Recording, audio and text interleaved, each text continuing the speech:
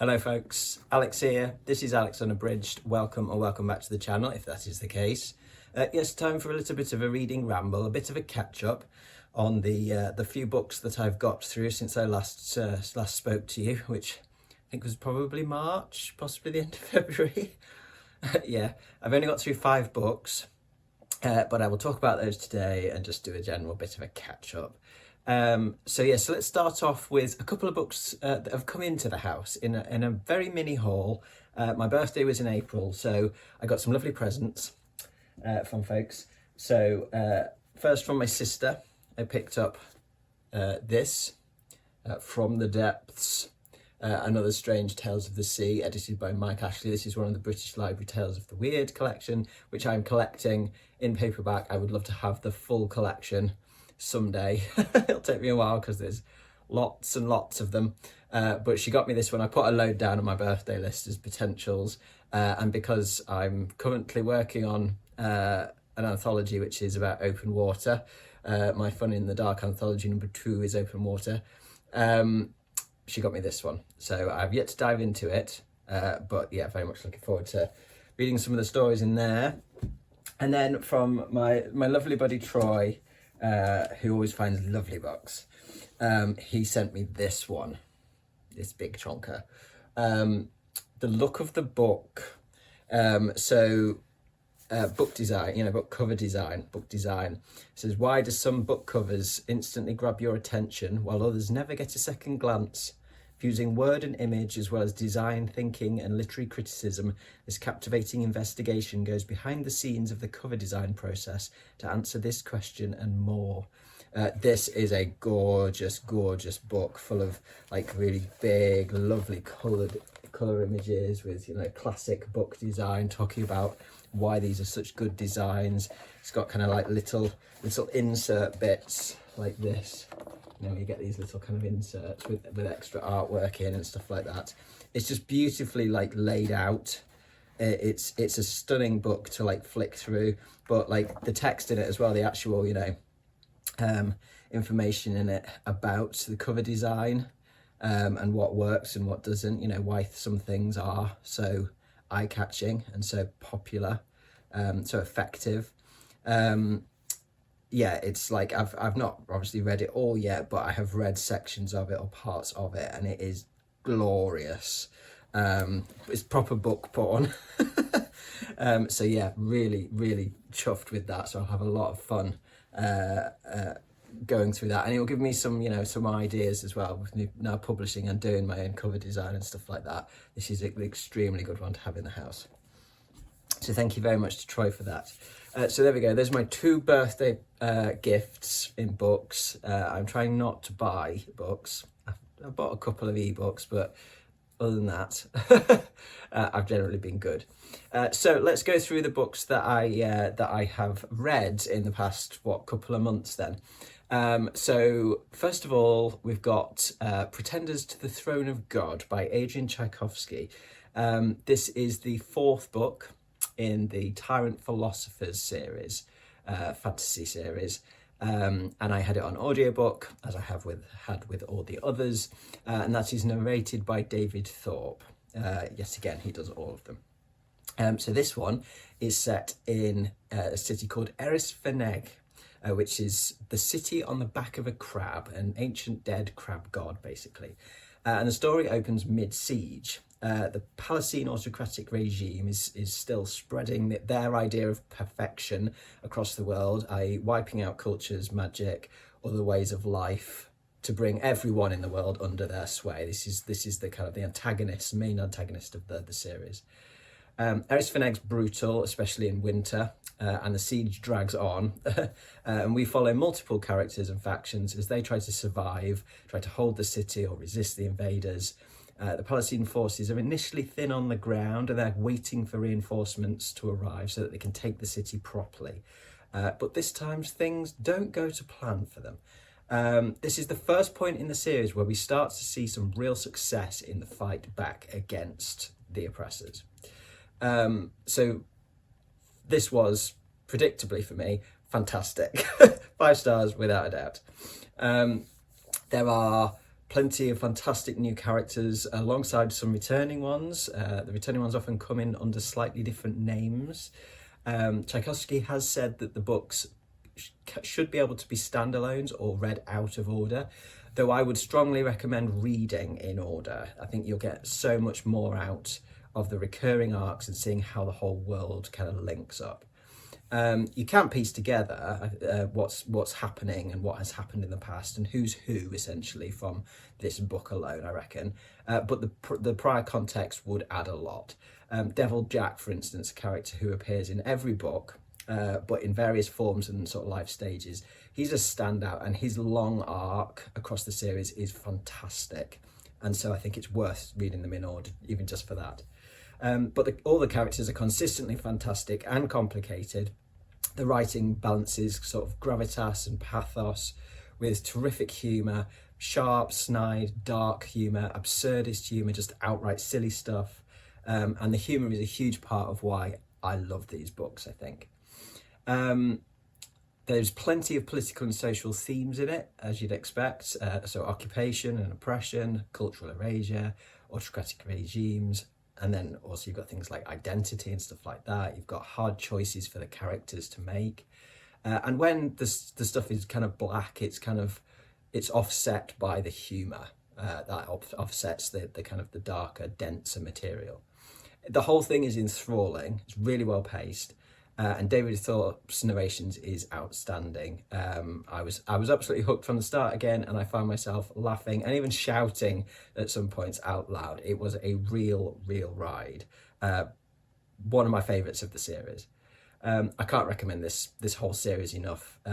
Book 5, the final book, is due next year, and I'm going to be really sad to see it end. Although Tchaikovsky has said that this series has been the most fun he's had writing because he doesn't know where it's going next. And so I hope that even when the main arc is finished that he'll return to it, because I'd happily read more set here, return to more stories at least in the world. So yes, just brilliant, that one. Absolutely love that series. Probably one of my favourite series, without a doubt. So next up then, we've got some more fantasy. I decided I wanted to stay in some fantasy, but go a little bit lighter and shorter, because the Tchaikovsky was like 20 hours long, thereabouts. So I went with 9 Goblins by T. Kingfisher. So a bit of kind of cosy fantasy with some darkness. Some gore and some violence included, but there is a lot of warmth and humour in it. So this one is set sort of during a war between goblins, humans and elves. The goblins are fighting for a place in the world after years of being displaced by humans. They only really pushed back once there was literally nowhere left for them to go. They're not exactly organised or disciplined as an army, as the description of the book puts it. The folks will tell you that goblins are stinking, slinking, filthy, sheep-stealing, henhouse raiding, obnoxious, rude and violent. Goblins would actually agree with all of this and might throw in cowardly and lazy too for good measure. And yeah, that's kind of accurate, but they are extremely endearing. They don't really want to fight or kill people or anything like that. They just want a safe home. And we follow a small group, 9, funnily enough, goblin soldiers who accidentally get transported through a portal during a battle to goodness knows where and have to work out how to get themselves home, essentially, get back alive. But between them and the safety of home is a forest full of elves, trolls, monsters, and the most terrifying creature of all, a human being. So yes, it's an action adventure, I would say this, with daft humour, touch of light horror, and some really deftly handled social and political commentary as well.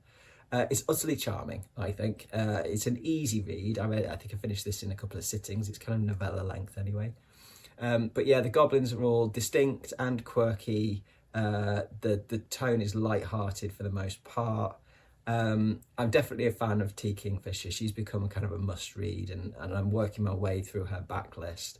And and keeping an eye out for new releases as well. I really like her voice, I really like her humour, her tone, etc.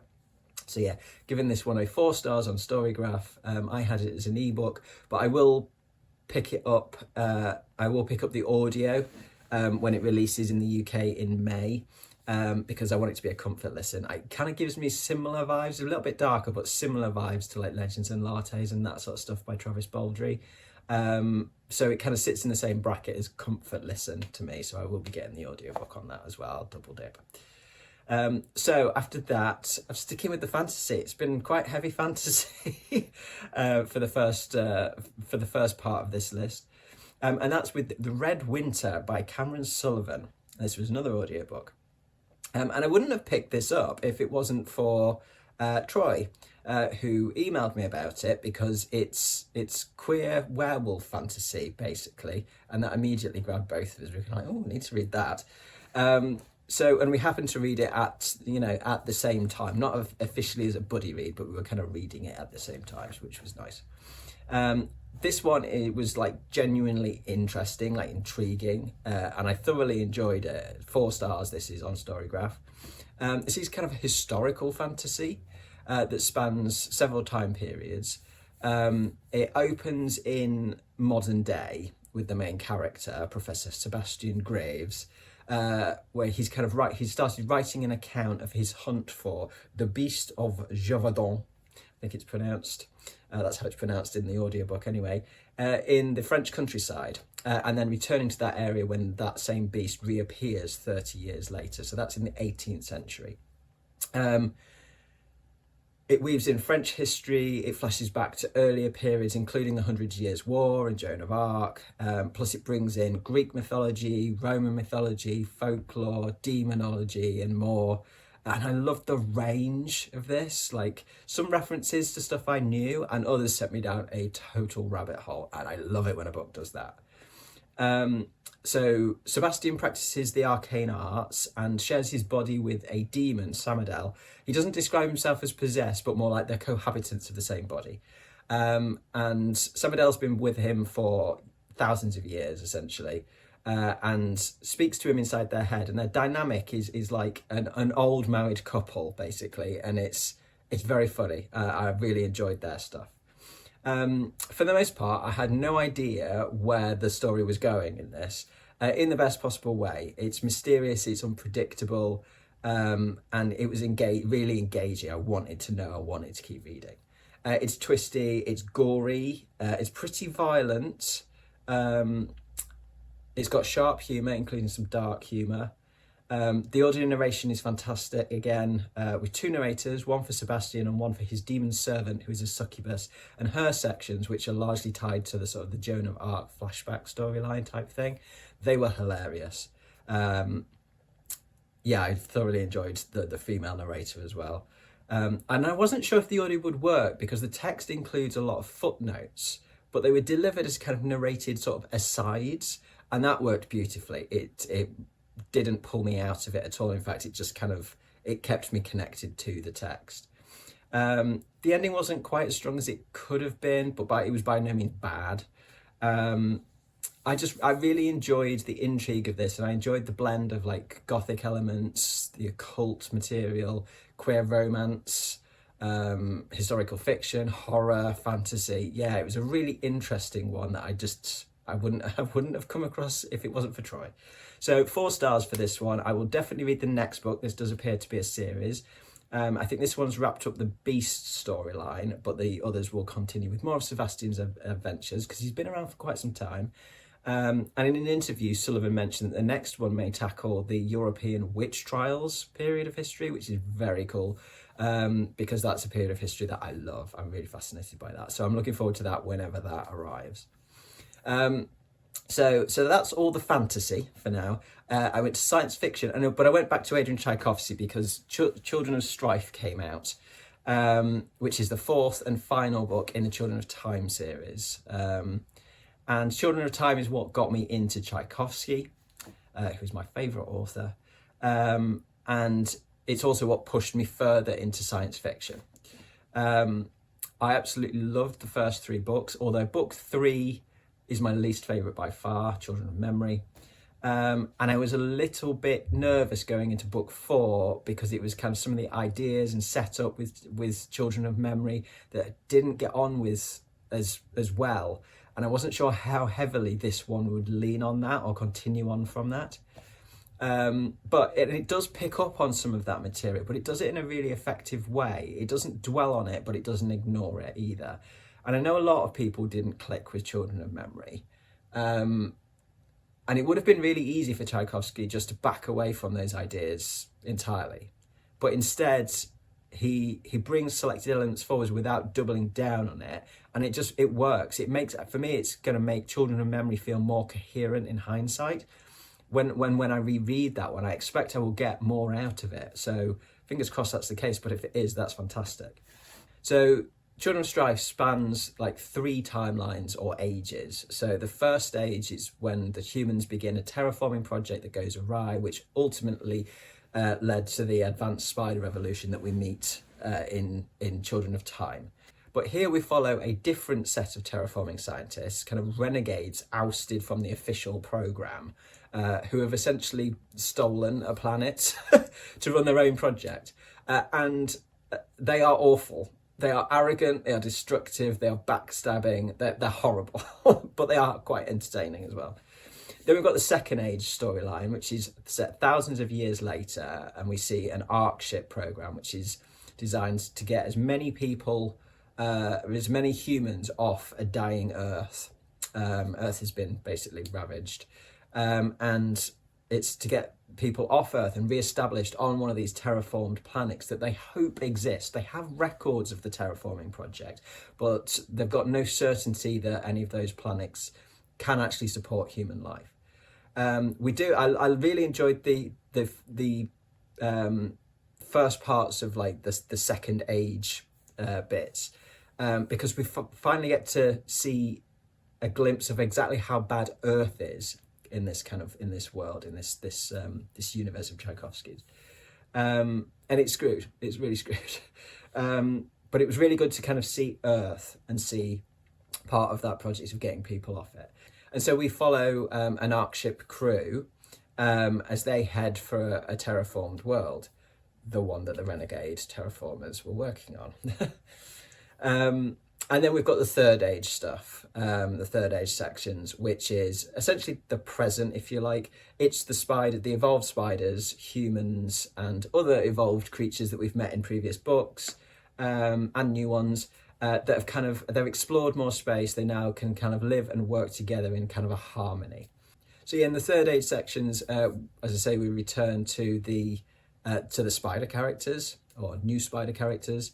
And we also meet an excellent new ship's captain, who is a super evolved mantis shrimp, a rainbow murder prawn, basically, called Kato. And he was a highlight for me. If you're not familiar with mantis shrimps, I highly, highly recommend the Oatmeal's brilliant webcomic on them, which I will link to in the description. But yeah, they're fascinating creatures, but yeah, they're interesting. So those are the 3 timelines that we're kind of jumping between. And the timelines converge kind of brilliantly as you kind of go through the book. These rogue terraformers, the humans that reached that planet that they've terraformed thousands of years later, and then the Third Age crew, spiders, murder shrimp, humans, etc., and something else, encountering it again even further into the future, thousands more years into the future. But I loved trying to work out like how it would all line up, and what was going to happen, because you get bits of information from each age kind of dotted about throughout the book. It's you're jumping backwards and forwards between the different sections of different ages. So there's a lot of kind of mystery and intrigue, a few kind of cliffhangery bits, things like that. But yeah, I loved trying to like work it all out. I buddy read this with Lecton from Reading from the Depths, and we were constantly swapping predictions on where this was going to go, what was going to happen. Beyond the plot, which is fantastic, it's packed with big ideas, but without feeling like overstuffed. Tchaikovsky always explores lots of different stuff, but in this, it's kind of shared consciousness, godhood, identity, home and belonging, community, collaboration, loads of stuff. And the world building is dense but not unmanageable. I did find it an adjustment, I have to say, at first. After the first few chapters, I did say to Lecton, my brain hurts. But that passed reasonably quickly, and I think is mainly down to me being out of practice with science fiction. But the accessible writing, humour, mystery, etc. pulled me in, pulled me along. And I ended up chewing on these kind of bigger questions almost without noticing. And I think that's, again, something else that I love about Tchaikovsky's work. I find myself thinking around these big questions, especially in his science fiction, without feeling swamped by them. They just kind of percolate away in the background because his characters and his world all kind of lean into being able to do that. You're kept engaged with the things, so your brain can be kind of like pondering these things in the background, and I love that. It's great. I get so much out of the books because I don't feel overfaced by the big questions. There is also plenty of welcome kind of darkness in this, definitely horror, I would say, like there was more in book 2 in Children of Ruin, which I loved, and so I really appreciated a return to some like proper horror as well in sections. Verdicts for this, you could probably guess, 5 stars, easily. Phenomenal writing, phenomenal world building. I really want to reread the whole series now. I think I'll get even more out of it like a second time around. And I'd like to read them in quite quick succession so that I can kind of figure out where each one ranks like in my favourites, essentially. I love them all, but, you know, because it's quite difficult to tell now because it's a while since I've read the first one. So maybe later this year I'll have a bit of I'm just going to read all of these mission. But yeah, fantastic. If you've not read this series, get on it. So after Children of Strife, I wasn't sure what to read next because it was kind of a bit of like, how do I follow that? So I browsed my library apps and came across Whalefall by Daniel Kraus, which has been on my list to read for a while.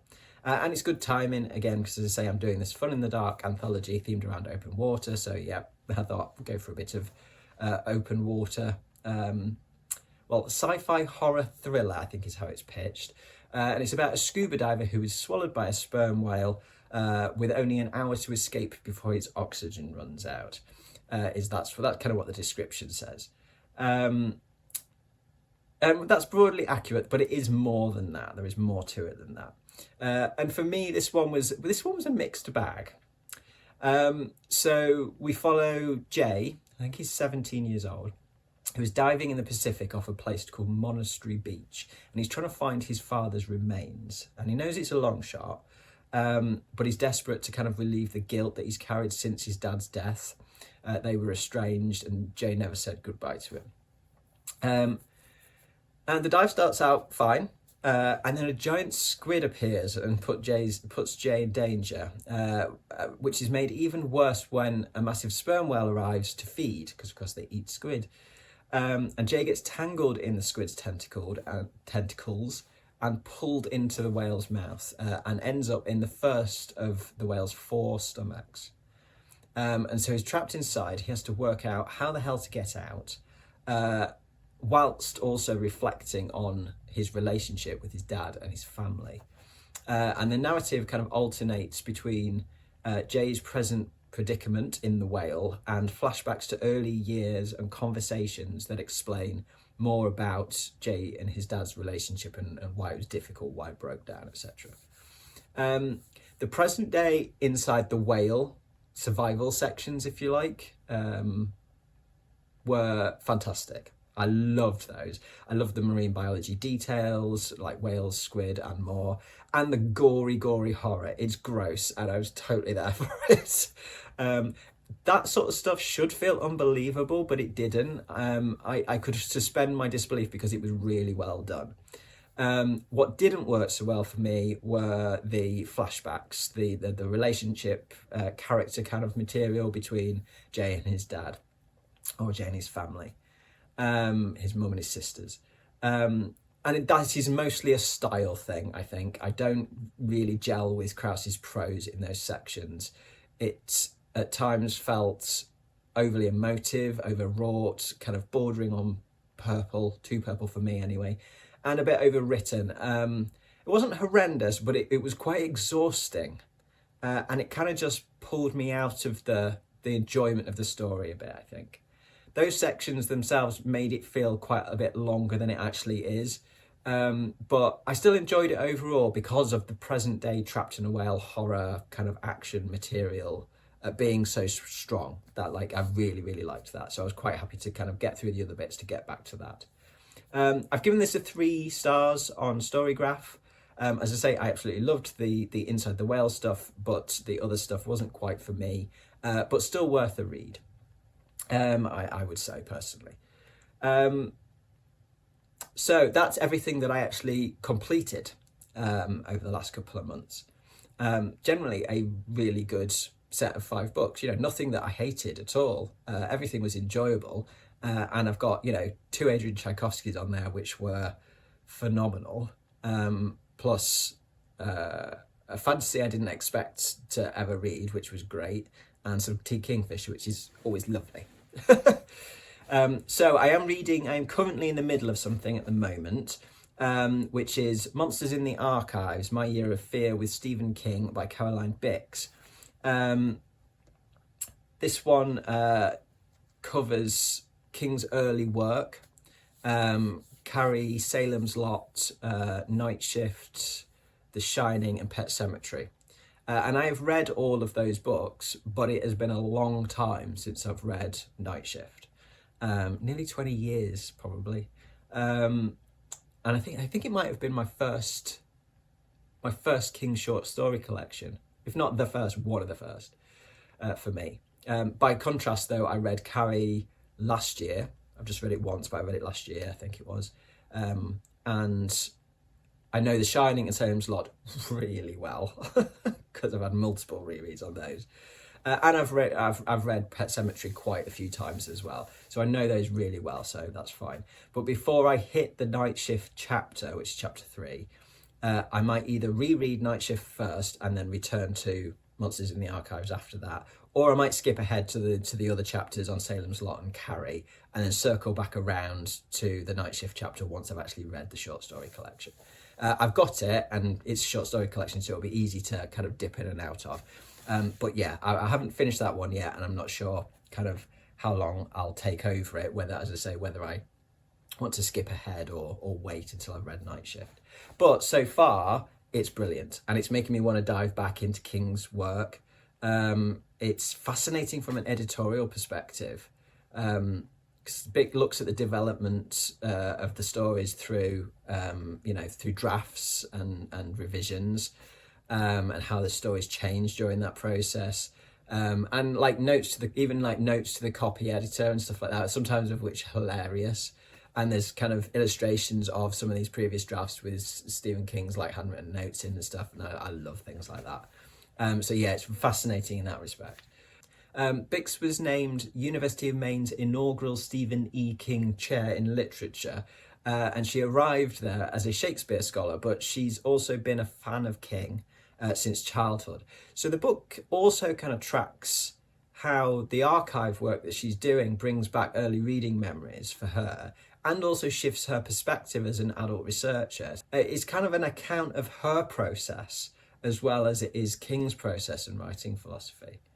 But as I say, it's nudging me back towards my own kind of Stephen King project, which is to read all of Stephen King's novels in publication order, which I've kind of let slide a little bit recently.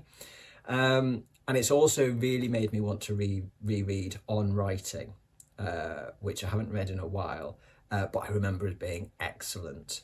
And again, trying to do my own writing, it's probably a good time to reread that. But yeah, Monsters in the Archives so far is excellent. It's accessible, it's engaging, well-paced, humorous and personable. It doesn't feel academic at all, which is great. So yeah, I will report back on that one when I've actually finished it. So there we go. That's kind of my reading kind of wrapped up. for the last couple of months. My book count overall for this year is way down. I think I'm about 15 books, which is like, you know, crazy low for me. But that's, you know, I knew my pleasure reading would take a hit when I've been working on, you know, kind of publishing, you know, anthologies and things. I've had a lot of submissions to get through this year, and that will only continue because these anthologies are coming out reasonably regularly. But I don't mind that. I knew, as I say, I knew that would happen. My main thing is when I do have time to read, I just want to make sure that I'm enjoying what I'm reading, and I absolutely have been. So that's every box ticked as far as I'm concerned. If I'm happy, you know, I'm happy as long as I'm enjoying whatever I can fit in. So yeah, so that's kind of everything wrapped up on the reading side. And before I pop off, I'll just give you a very quick update on my publishing side with Kilter and RAMBLE, for Fun in the Dark stuff. I want to say, first of all, a huge thank you to everyone who has bought a copy or read the stories online for Fun in the Dark #1, Transformations. The response has been fabulous, and I am thrilled people are just enjoying it, enjoying the stories in it. It's absolutely great. If you haven't picked up a copy already and you would like to, or if you'd like to go and read the stories for free before the end of June, then I will leave links in the description, as always, to the Linktree account where you can find the links to various different sites where you can read it or purchase it. Then we've got volume 2, of course, which is Open Water, which I've mentioned already. This is currently in production, out in July 1st. We had over 130 submissions for this one, so not quite as many as for Transformations, which was like over 360. But still a really tough selection process because there was so much good stuff. The final lineup of 6 stories is sorted, and I'm currently copy editing those stories. So more information on that to come in the next couple of months. And then volume 3, yes, the process for volume 3 starts already. What have I got myself into? Yes, a new submission call is coming out on Tuesday. This coming Tuesday, which will be the 5th of May. I will share the details on the theme and the guest reader that we have snared for this in a separate short little video. So that will go up on Tuesday. So if you are interested in what volume 3 is going to be about, or you want to submit something, then keep your eyes peeled for that video. The other thing that I'm doing is for Trash Tales. Ages and ages ago, I asked the authors some questions, and a lot of them were kind enough to send me some really great answers, and I just have not had time to formulate a plan of how to share those. I was going to do them as little videos, and yeah, that didn't happen because I just don't have time to like film the videos. It's like they've been on my mind, and I've been like, I need to get those done. But yeah, videos aren't going to happen. It's just too much to do, you know, a video for each story. But what I have done is I've dedicated a section of my website to a page for each story and each author, all their information on bits about the story, a little excerpt, these interview questions and answers and stuff like that. And I will post about these on social media as well to kind of direct people to it and give some exposure to that, and see if we can just drum up a few more sales before Trash Tales goes out of print at the end of July. It is just a year's cycle, because this is obviously a charity project, all profits going to the Dolly Parton Imagination Library. So yes, if you haven't got yourself a copy of Trash Tales already, I will link to that in the description as well. Or you just, you know, you fancy learning a bit more about the authors, perhaps of the stories that you've enjoyed, then I will be posting about those once a week, just on my community tab, just to let you know what's gone up on the website and stuff. And 3 will go up each week for the next sort of 10 weeks. So yeah, so that's where we're up to with that. So keep your eyes peeled for those posts on the community tab. But that is it. That is it for today. I've been talking plenty long enough. But thank you very much for watching today, folks, and thank you very much for sticking with me whilst I've been a little bit absent on the channel of late. Do drop your thoughts in the comments below. It is always lovely to hear from you. But from me, for now, that's ta-ra.